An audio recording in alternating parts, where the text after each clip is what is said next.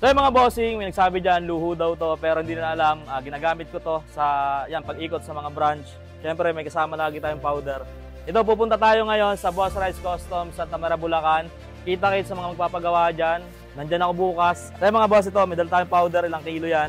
Kailangan natin makapuntang mabilis sa mga branch para makita natin yung mga nagpapagawa.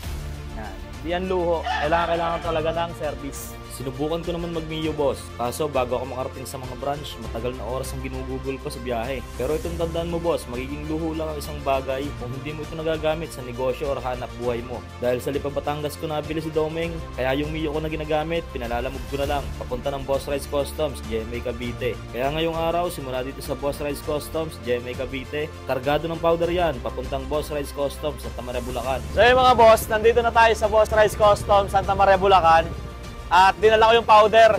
Kung nagsasabi na luho yung inuuna ko pero hindi mo alam, ipinandi-deliver ko to ng powder para makarating agad sa mga branch. Yan.